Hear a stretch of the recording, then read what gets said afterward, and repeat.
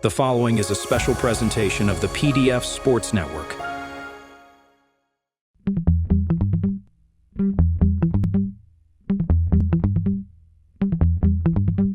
You know I'm right. Nick Durst here with Joe Calabrese. And Joe, our guest today, much like you, always full of energy. However, I don't know if he needs the inducers that you do because you're always pounding iced coffee and Monster energy drinks. He's always got energy, but if he's got a flat tire on the LIE, he has no energy at that point. Why don't you tell everybody who we got with us today? Yeah, I wouldn't wish the LIE on my worst enemy. And the energy wasn't the problem then. It was that I don't know how to change a flat tire and I needed to be able to get to work. Yeah, right. Well, you got busted on that, but I don't know. Yeah. I don't know anybody that knows how to change a flat tire. Yeah, I think it only is embarrassing because my father was a mechanic. So from that aspect, I probably should have known how to change it. But I had a show to do at 6 a.m. There was no messing around. I had to get there. And oddly enough, I do not use caffeine at all. No caffeine whatsoever, even through the overnight. Yeah, just organic, au naturel energy. Yeah, I have a good flat tire story on my own. But to give you a short intro, worked for SNY. You can currently hear him overnights on WFAN. And as everybody can see right now, he's already got great chemistry with Nick and I. So Sal Licata, welcome to the show. Thank you. So my flat tire story is it's only happened once in my life, and it happened me driving home from Secaucus, New Jersey at 2:45 in the morning on the Jersey Turnpike by where it splits by Newark Airport. And I was on the road on my own, middle of the night. Luckily, I had somebody else leaving the building following me about 15 minutes behind. So I was able to get some help there and we were able to change it. But I had to go on the side of the turnpike over there, and there's not really that much room. So waiting to do that, it was certainly very scary. But again, it only happens once or twice, in your life. And unfortunately, it always happens at the wrong time. So, thankfully you were able to get that done. But yeah, what's up, Sal? How you doing? Good. No, I'm just happy I was able to make it to work. At the time, I was filling in for the morning show, and I believe it was only like my second time doing it. So it's one of the bigger opportunities that I've had in my career at that time. This was before I became full-time, and exposure on TV, working with with Jerry for the Boomer and Geo show. I had to make it, so there was no issue. So I had to call my wife and help my wife and mom help bail me out where they came, dropped off a car that didn't have a flat tire. I left to go to the city and they dealt with the flat tire. So, and that's why I took some crap for it. But the bottom line is I got to work at like 6:05 or something. So I ended up making it just a little late. Still got there on time. Now, when you're filling in on the morning show, are you more conscious of what you're wearing because you're doing TV? I don't change my outfits necessarily or my wardrobe. Like I'll wear this. Yeah. Today, when I'm going into SNY or doing the overnight, I would probably wear this. Maybe there are some times when I'm like, oh, I know I'm going to be on TV. Either A, I don't want to repeat something that I already wore, or B, like last time I was on with them on a Friday, I wore Steve Summers' shirt. I got a shirt made of Summers. Right. So I consciously wore that to, represent him and pay him respect. But other than that, it's not really something that you put much thought into, or me. I think the next time you're on, you should probably wear a Matt Ryan jersey. How did you become a Falcons fan as a Long Island native? It's funny you say that. I literally just a half hour ago, as I woke up this morning, I bought three or four Matt Ryan jerseys, I think, because some of them were on sale. And then I actually got one for the Colts. I don't even own a Matt Ryan jersey prior to this, but I felt bad. And it's a sad day that he left the Falcons, obviously. So I went back and they had him on discount. So I bought 3 Falcons jerseys, 1 Colts jersey to show Ryan respect this year. I became a Falcons fan when I was a kid. I used to like, I like Dion. He played for both the Braves and the Falcons. My grandfather used to like the Braves, so I would watch the Braves with him. Dion, when I was going to junior high school, he was the most popular athlete there. I got the jersey, had the starter jacket, and it just kind of snowballed in the early 90s, like 91, 92-ish. Did you watch those Braves games on TBS when they used to be on there? Sure, and that's why my grandfather liked them, because they were just becoming to be good and they were on free TV, whereas the Mets and Yanks, I don't remember the specific deals, but I believe you had to pay. For the Mets, maybe it was Sports Channel or whatever. I think the Yanks were on MSG at the time. I'm not 100% sure, but I know the Braves were for free on TV almost every night. So, and they were good. So in the early 90s, my grandfather, who was a Yankee fan, he took a liking to the Braves. I would watch them with him. And even though I grew up a Met fan, I watched a lot of the Braves from about 91 or 92 through 95. Yeah, free TV is great. Doesn't exist anymore. Now we're gonna Yeah. have this horrible ESPN Plus Friday Night Baseball package, Peacock Sunday Morning Baseball, nickel and diming everybody all over the place. It's gonna be It's insane. more, and it's the inconvenience of it. Like, I just want to get home or, flip on the TV. All right, let's see what channel the game is on. Throw on the Mets, throw on the Yanks, whatever. And now it's, oh, I got to go to this service and that service, and then you got to get your login ID, and then that takes 25 minutes because everybody's forgot their password, and then you got to reset the settings. It's just the inconvenience of having to stream things. I use streaming services, but to have to do it for a game, it's annoying to me. Absolutely. So speaking of inconveniences, how much of a nightmare is parking for you? Driving downtown to SNY, then you got to find a spot, then you got to drive up a little more to WFAN. What's that parking scenario like for you? It's actually not bad, only because, so like today, for example, I have to leave early. I'm hosting baseball night in New York as we tape this on, what is today, Wednesday? Yep. Yeah, on Wednesday here. So when I leave early to go into the city, there's more traffic. It's a little more of a pain, and parking is not easily accessible on the street. I'll circle for 5, 10 minutes, depending on how soon what time I get there. Sometimes I'll get there a little earlier. Sometimes it's late. But SNY provides us with a parking garage that we get a discount rate for. So you still got to pay for it, but it's at least a discounted rate. Now, if I'm working at just night, if I go in just a late shift, I find parking on the street, no problem, right next to the building. Same with the fan, because of the overnight, it's usually not an issue. When I was filling in doing middays for the month of December, it was tricky to a point where I said, I got to take the train. So I adjusted and started taking the train in early because parking was a nightmare. Mhm. Traffic was a nightmare at that hour. Parking was a nightmare at that hour. But easy, like tonight, I'll leave SNY around 11:30. It's no more than 10 minutes to get to Fan. Like I said, probably less. And there's parking. Generally, there's parking right on the street, right in front of the building. So it's not that bad. Well, I know you and everyone at WFAN must be thrilled about the upcoming congestion pricing. I mean, that's going to be. I have not paid attention to it. What's the deal? They're raising the tolls and stuff? Go ahead, Yeah, Joe. it's primarily going to hit trucks and stuff like that because they want to ease the flow of how many of those trucks and the traffic flow are going into places in the city, especially like Midtown. Right. But yeah, there's going to be congestion, price raising, and I've had to travel into the city back and forth a couple of times the last couple of months here because just stuff related to my dad and his health. But what I will say is, I think the overall flow of traffic going into the city now over the course of the last year or so has definitely loosened up. I think since COVID and the pandemic hit, it wasn't really necessarily as bad as it was before. But in your case where you still got to find parking, mostly every day, I can kind of see it. But yeah, so hopefully the congestion pricing kind of continues to loosen everything up. Well, and then gas prices are high. I mean, I know. I'm hoping that more people decide to get back to taking the train because I've noticed since the pandemic, it feels like it's heavier even on what I would deem off hours. You shouldn't have that much traffic leaving at 2 o'clock to go in to the city, or even coming home at, let's say, 7 o'clock, 6:30, 7 o'clock, which is what I would do on occasion. And I found it a little more volume than normal. But bottom line is, if you work in the city or you have to get to the city for whatever reason, there is no easy way to do it. You're either going to be inconvenienced and you're going to have to pay a lot. And probably both, right? It's one or the other at the very least. Most of the times, it's going to be both of it. Yeah, no doubt about that. So, Sal, what is your sleep schedule like? You have a young child, you work at nights, overnights, and do you kind of miss at all, working from where you are right now, doing homeschool from your little home studio there?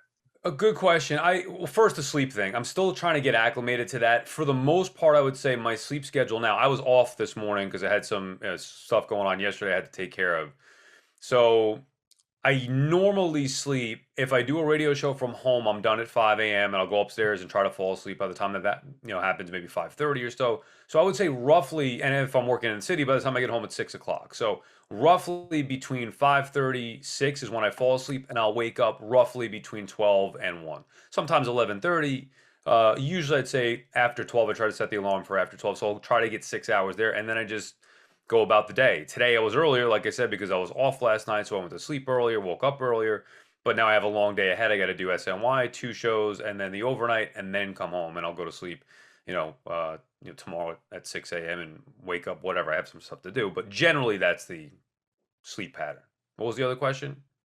Yeah, do you miss, because with the Oh, convenience, working from home? yeah, I mean, I like being able to have that option. I'll tell you though, it is nice that SNY let us get back in the studio to where, you have something to do. You're going in now.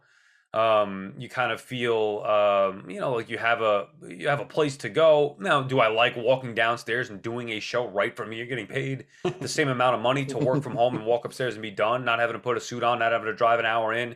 Yeah, of course. But it is nice to get back. So there's always a nice balance. It's nice that with radio, I have the option still to do a couple of shows a week from home. But with TV, it's all in, which, is fine for me because I do miss getting back. It's been 2 years. Right. So I do miss getting back in studio. But same thing, when you're there, then it's like, oh, it would have been nice to be able to work from home today. When Mhm. you're here, it's like, I can't wait to go back in. So you always want what you don't have. Especially sucks when it's freezing outside, probably. Well, that's the thing. It'll help now that it's warmer out, but when it's cold out, hard to get geared up and throw the jacket on and warm the car up. Yeah. But that's life. I mean, I did it before for many, many years. We all did. So you get used to being home. I think that led me to being lazy, to a certain extent, gaining some weight during the pandemic and not having a responsibility as far as having to go somewhere every day and getting out of routine. So I look forward to that and being back in that. So when you show up to SNY, I'm guessing you're in your hoodie or vest or whatever, and then you got all your suits at the studio. Yeah, and now because of the pandemic and working from home, I have some here, but I've started to bring most of them back. So I have there's a dressing room there that is a community dressing room, and everybody could put their stuff. A lot of people come in wearing their clothes. I used to do that, and now that they have a dressing room at the new building, I figured I'd take advantage of it, and I'd rather keep stuff there, be comfortable for the drive in, drive back, and just use get dressed there in the dressing room. That's what it's there for. Absolutely. It's much more convenient. So we want to wind the clocks back here a little bit. We want to talk about where you went to college and um, the path that you kind of took to kind of get to where you are now. So I think you went to Suffolk Community College, but what did you study there? And like I said, what else did you want to be when you were younger, and how did ultimately that change and lead you to where you are right now? When I was in high school, I wanted to be probably the voice of the. I mean, it says in my yearbook, the voice of the Mets, Knicks, and Rangers. Yeah, I want to be the next Marv Albert. And then as you start to get older, you realize that that is a lot of work, especially when I started to learn about the business. That's a lot of work, and I don't really have a desire to do it, and I'm not that great at it. And I don't even know if I've ever done play-by-play. I've done color commentating, but not play-by-play. Anyway, before or shortly after that. No, actually, before that, my senior year, I discovered Mike and the Mad Dog around 95 and the fan. And I started falling in love with it. And immediately I knew that that is, in fact, what I wanted to do. And then I went to, I used to call in all the time. I was a big caller to the station. Maybe not a big call, but in my mind, a big call. I would call regularly, all different shows. Beningo, Summers, Mike and Chris, Mike on a Sunday show. Out of high school, I went to Suffolk Community College for broadcasting, and it just was not what I thought it was. I didn't like the teacher. I wasn't giving everything to school, and I ended up dropping out of college, and I went to work at Home Depot full time. Still listen to the fan and love sports and went to a ton of games and all that stuff. And then eventually, I went back to Suffolk, and then I dropped back out again a couple years later. And then eventually, I went to a broadcasting school that I heard being advertised on the fan, and I went there. I liked what they had to say about what would happen with the class. Knowing that Bob Husler would be a teacher there, I figured, well, hell, I mean, all I want to do is be able to meet somebody from the fan.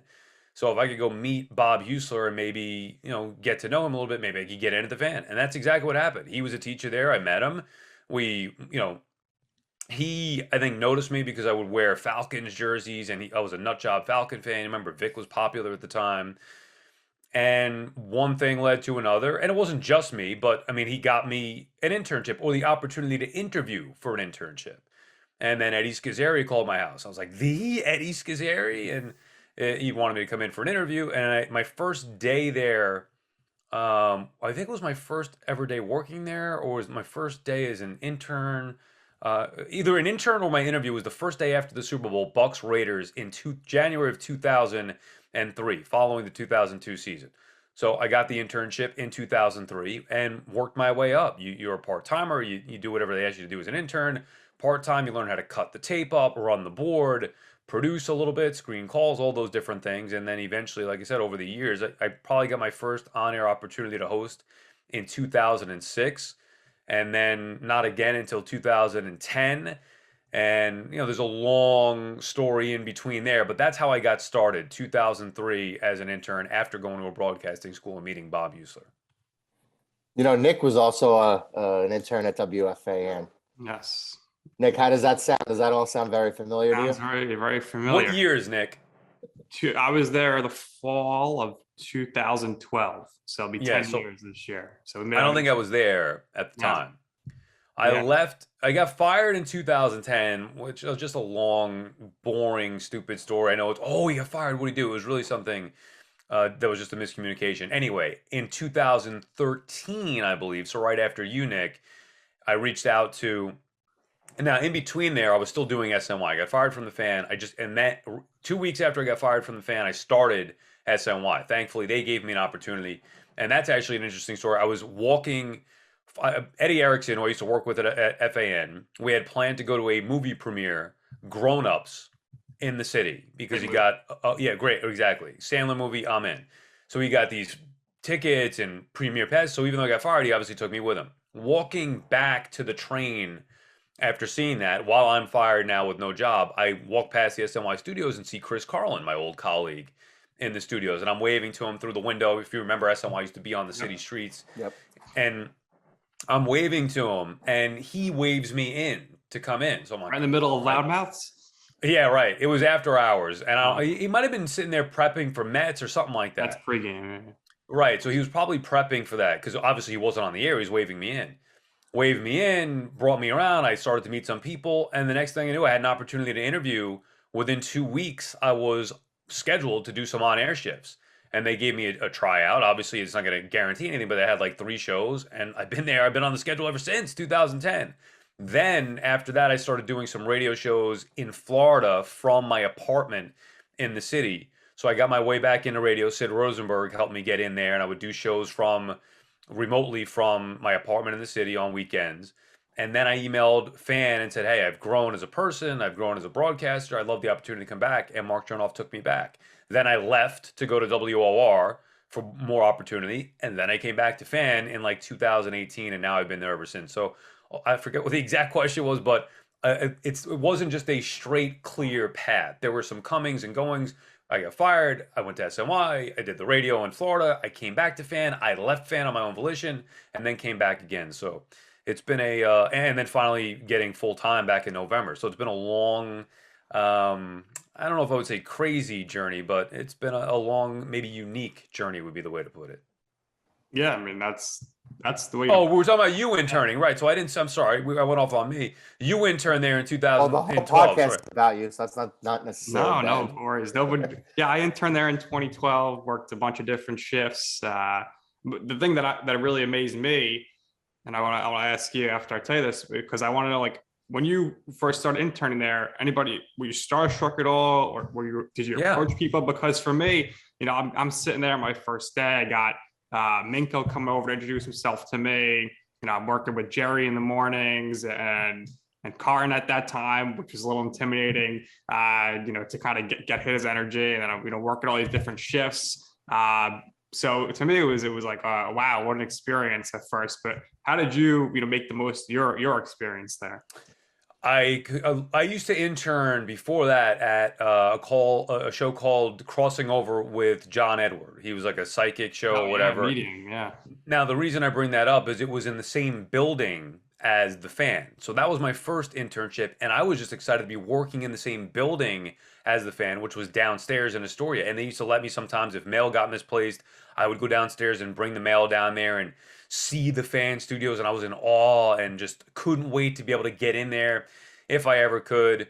So yeah, I was starstruck of the building, of the people working there, whether it was the update people, Joe Tolleson or Rich Ackerman or Bob Husler, seeing Steve Summers, seeing Mike and Chris and the way that they interacted, seeing Beningo and interacting with him, Adam Shine, all of them, you name it.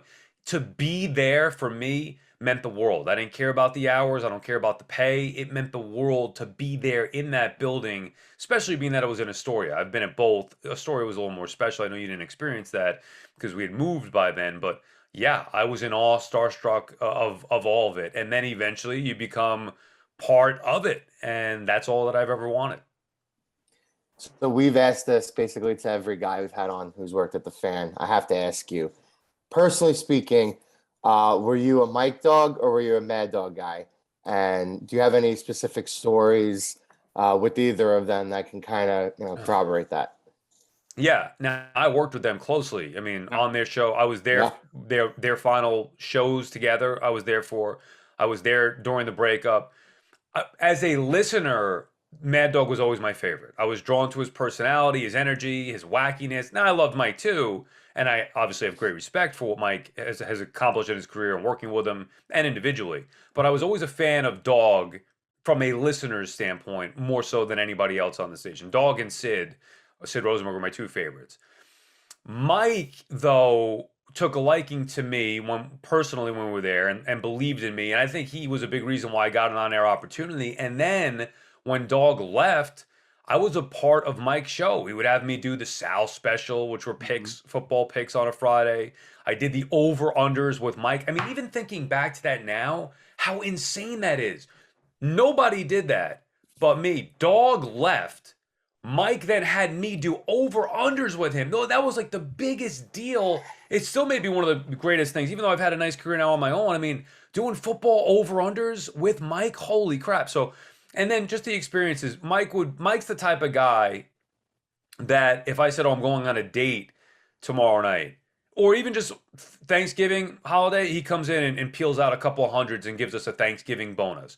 Or, hey, I'm going out with my girlfriend Friday night. He'd come in the next break and peel out a couple of hundreds. Hey, buy some flowers, take her to a good restaurant.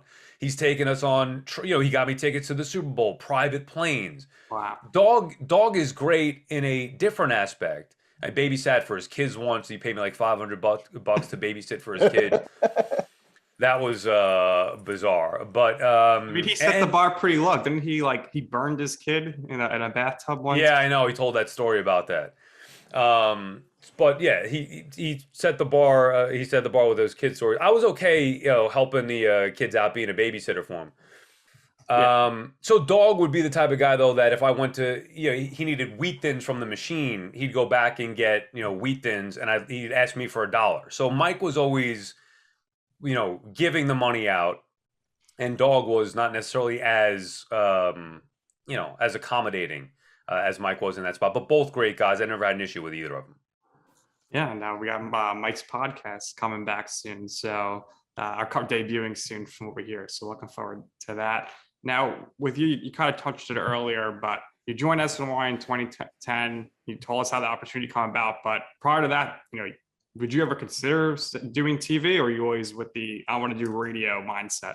I just never thought of it before. I never thought of doing TV. It was always just radio was my focus. Really, it wasn't even radio. It was just being at the fan. I never thought about like, oh, I want to go do radio somewhere. It was always I wanted to be on the fan. I wanted to have my voice heard. So that was my main factor. And what I would say is to people getting into the business, you shouldn't have blinders on to where you just want one thing, especially now where there's 9 billion things you could do, podcasts and YouTube and all the social media stuff that plays now. It's different. So radio is almost kind of the old school way. But if I were narrow-minded and never wanted to be open to doing TV, I'd have missed opportunities that have been presented to me over the years. So I love doing both now, and TV's a lot of fun, and it's, I don't want to say easier, but it is, the radio's hard, put it that way. And the TV, you're on less time, the money is good.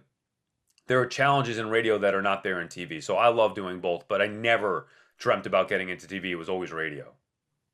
Yeah, and very happy for Moose, former guest on our show, going to picks, but we're all devastated. We didn't get to see you guys back in studio together. I know. Sad, and him and I talk about that. Now, there's a perfect example about, being focused in on radio, but having an opportunity that presents itself in TV that Moose had to take. And it's a great job that he got. And it does suck, and I know he misses SNY, and I miss having him, as my partner. I worked with him for 12 years, basically every night, Monday through Friday, for 12 years at SNY, and then poof, just like that, it's over. And then we come back into the studio. And now it's me and JJ, which is fine, but it's just different without Moose. And, I know he misses it. And like I said, I miss him. And we didn't even really get to say goodbye on a show or anything like that. So never know what the future holds. But yeah, it was sad to lose my partner of 12 years. Yeah, but it was great that he had you on his show, his Sunday night show. Right. A couple of weeks later. So that's pretty cool. Now, you mentioned doing some color commentary before. How did you get that opportunity with Columbia University? That was through Jerry. So Jerry Oreco was doing the play-by-play. The color commentator for Columbia left, and he's like, "Hey, I know you could use work. I like you. Give it a go." And I never did anything like that before.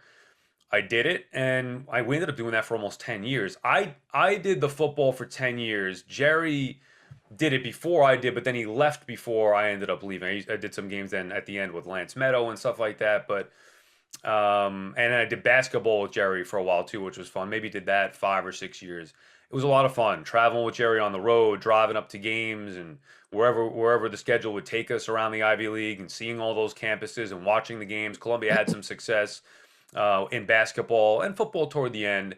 They were better too, but it was a lot of fun hanging out with Jerry, and a great experience to be able to do games, sit in a booth, put the headset on. It was fun, even though I'm not good at it. And I wish I was better. It wasn't a strength necessarily, I would say, of mine, but I thought I was okay at times. And it was more fun, though, the experience to be able to have that and look back that I did it for 10 years. Yeah, Columbia, pretty solid, program there. My cousin's husband is the team doctor there, Dr. Levine. So I've seen a few of their games, and Oh, okay. pretty Yeah. cool experience up there, watching some Ivy League hoops.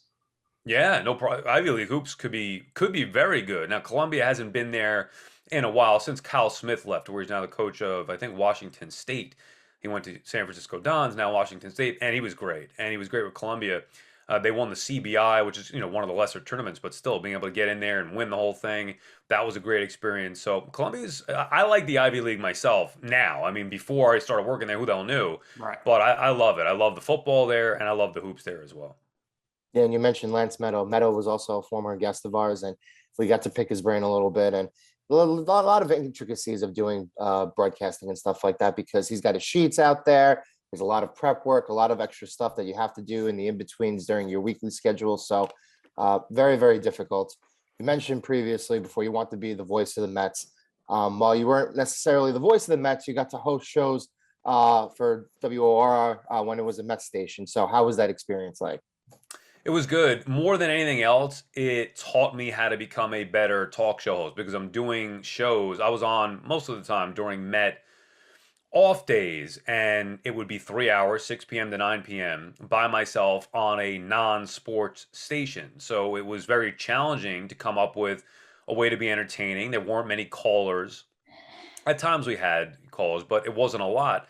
Where at the Fan, it used to be you would go on the air, and it doesn't matter what you say, people would be calling up nonstop. And that now has changed. That's not even like that anymore. As I guess fewer and fewer people call in for many different reasons. But it made me a better host. I mean, I did that for 5 years. I worked with Pete McCarthy on occasion, and I got a feel of what it was like to work with somebody else on radio. Prior to that, I never had that before. So that was a good experience. Being away from the Fan and doing stuff on your own also was a good experience, seeing how other stations do it, what you like about it, what you don't like about it, how other people treat you. So it was a good experience, a learning experience. And I always refer to it as my time in the minors, because whether OR, I'm not familiar with it as a station, as what they do. Like, I'm not a political guy whatsoever. But when it comes to sports, obviously they were in the minors in that regard, even though they had the Mets. So for me, I learned a lot doing those shows, and I'm glad now that I'm back where I feel like I belong on the Fan. Yeah, I mentioned you do. It is kind of the minors. Basically, there it's like they got Len Berman, and Is he still doing it, Len? Still does the morning show. Yeah. Yeah. With who? Michael know. Riedel, maybe. Yeah, I think he does with Michael Riedel. But he keeps getting different hosts there. But that's basically his station. But what would you consider like the worst type of caller? One who doesn't have a point. Yeah. I want somebody to call, not just to call and talk. Like, you got to be calling for a reason. So pick up the phone, call for that reason, and then get to it. And that's where the back and forth starts. I hate people that are disrespectful, but that's, I mean, an obvious thing. But there are callers who just sometimes ramble and don't really have a point, or they just want to talk because they're used to calling and talking, which is fine. On the overnight, it's okay. A little bit different than it would be if I were doing it during the day. You have less time and less patience for stuff like that. But in general, the good calls are the ones who have an idea of what they want to talk about.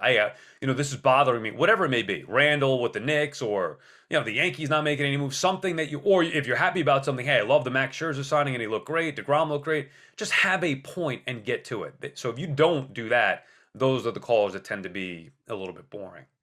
Yeah, you get a lot of those people in the overnight, I can imagine.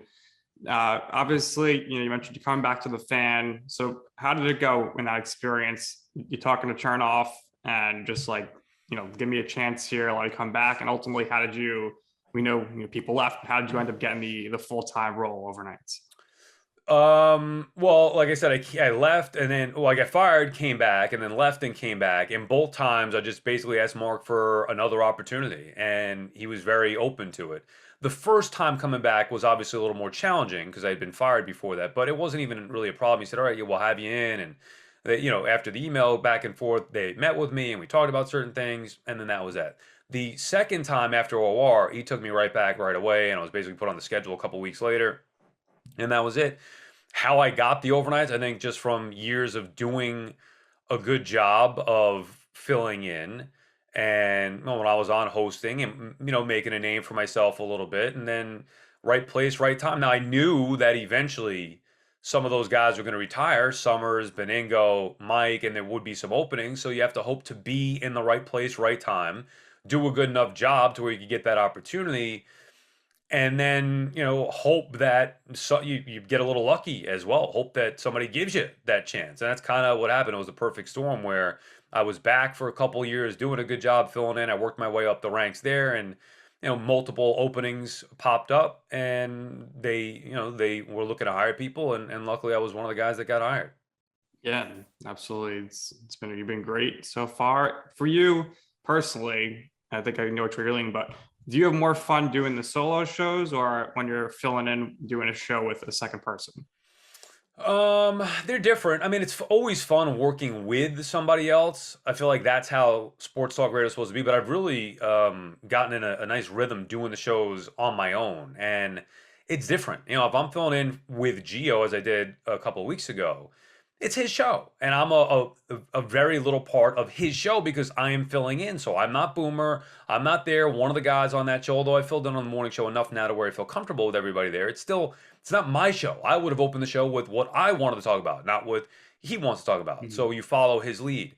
And other shows, there's a little bit, if two people are filling in, let's say, like I filled in with Kim Jones for the middays over the summer, then it's a little different. Then it's kind of your show together. So that's a different challenge. But on my own, I don't have to worry about anything. I know what I want to talk about. I do and say as I please. So there are advantages and to both. But ultimately, I do think it's more fun probably to do a show with somebody else, just because you have more fun talking with somebody else than by yourself. For sure. Now, I wanted to ask you, what in your career is your I'm right moment? So what I mean by that is a time where you decided, you want to do something. Maybe you ask somebody for advice. They say, hey, Sal, you shouldn't do that. And you said, you know what? I'm going to do it anyway. And ultimately, you will see why I'm right. I mean, the only thing that comes to mind, I don't know about anything specific as far as, well, I mean, there were times at OR where the guys who were the bosses there didn't know sports, and they would say like, "Oh, you need to talk more this or that," and I'm like, "Yeah, whatever. I got this." Yeah. But even before that, just more about people being discouraging as far as how hard it is to get into the business and sports talk radio or sports in general, whatever. How they were, oh, that's very difficult. And I remember having a meeting with one of the guys at Crossing Over with John Edward, and he was like, "Well, what do you want to do?" When they were hiring me from an intern to be a PA at that point, he's like, "What's your goal?" And I said, "I want to work at the fan. I want to do sports talk." And instead of, "Oh, that's great," and good luck, and all, it was more like, "Oh, wow, it sounds nice, but that's a very difficult thing." Like, he didn't need to be negative in that spot and make it like it's hard to do. Or even family members, "Oh, that's very difficult to cut through." And if I listened to those morons, I wouldn't be where I am now. So that's where you always have to have the self belief and never get discouraged by what people say. Is it easy to break through? No. But if I could do it, that means anybody could do it because I did not have a connection. My father didn't work in the business. Like I did it on my own. I didn't go to college. I didn't go to a fancy college. I just did it with my love for the game and my passion and blocked out all the people who told me that it would never happen. So last thing for me here, big Falcons fan, you know the owner of the Falcons, the Home Depot ties. You worked at Home Depot. A couple of years ago, you become a homeowner. Because this happened to me. How many times a week were you driving to Home Depot or Lowe's to fix things for the house when you first got the house? Yeah, more than I thought. And I started to realize now I understand why I used to ring all those people up all the time at Home Depot. There's always something. I got to go back again. I have a list. Oh, the gutter's got to be fixed. Or this has got to be fixed. Or we need that. Being a homeowner has been a whole nother challenge, something that I'm not even sure. I don't even love it. I mean, I like having a house. I don't love the upkeep. It never ends with the home stuff. Never, and there's just not enough time to maintain everything. I can't stand it.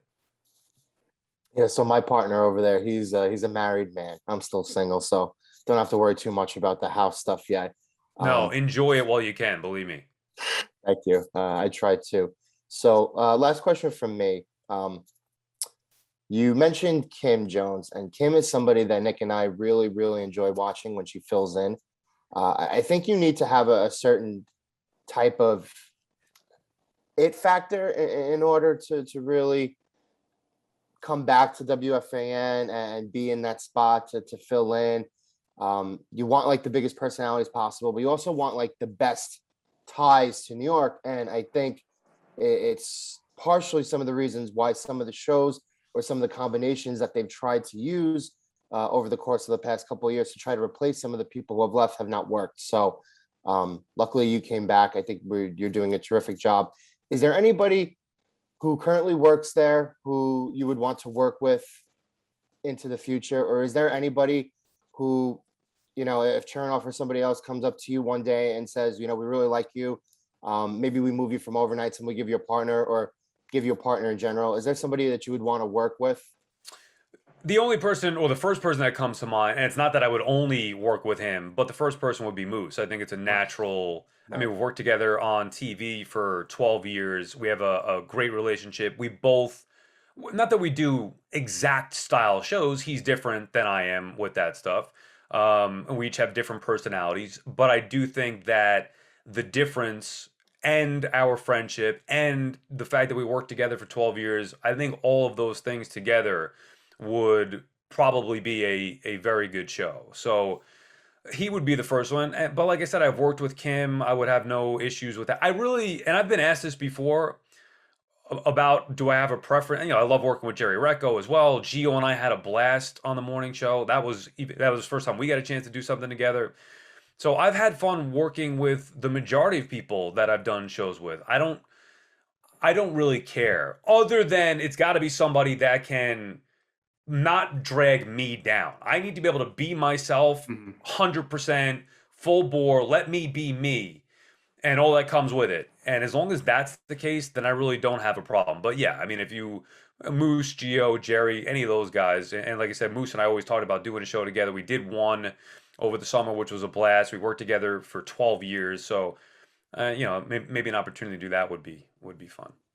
I'm looking forward to this summer. You filling in for Real Housewives of New Jersey star Tiki Barber. I know. I watch him more on there than I know. Tiki's all over the place. My wife now watches. I was like, oh yeah, that's Tiki, and we watch him and his wife on there regularly. Good show. Watch it every week with my wife. Yeah. Teresa now has an issue with Tiki's wife, so that'll be fascinating. Yeah, talking against the family. So it's going to be a big table flip coming up in some future episodes. That's something for Rosalie. She loves it. We love it. Anyway, Sal, thank you for joining us. We really, really appreciate it. What we do here is we always give everybody the last word. So if there's anything else you would personally like to share or promote, go ahead, by all means do so. Thanks again for doing with this. Yeah, no problem. I just keep watching on SNY, baseball night in New York at 6 or sports night at 11. And then obviously the overnights. Yeah, baseball's back. Thank God. I don't know what the hell I would talk about. I mean, I contemplated quitting if baseball didn't come back. You can't do 5-hour radio shows on what you're dealing with sports talk with no sports. Oh, Nobody cares yeah. about the Knicks. Hockey doesn't play as much, although it will in the postseason with the Rangers a little bit, but the football teams stink. You need baseball back. So thank God baseball's back. But yeah, that's basically it. Listen on the fan and interact. I love when people call and I love when people tweet. So those are things. You yeah. follow me at Sal_Licata. I better hope for some good baseball because I could already tell now the football teams are going to be dreadful, especially Again, with Daniel yeah. Jones as the quarterback. No doubt about that. I know Giants are going nowhere. Maybe the Jets, you have a chance that they are competitive, but no. We'll see what happens. All right, Sal, it's been a pleasure. That's going to do it here for this episode of You Know I'm Right for our very special guest, Sal Licata, my co-host, Joe Calabrese. I'm Nick Durst, and this has been You Know I'm Right.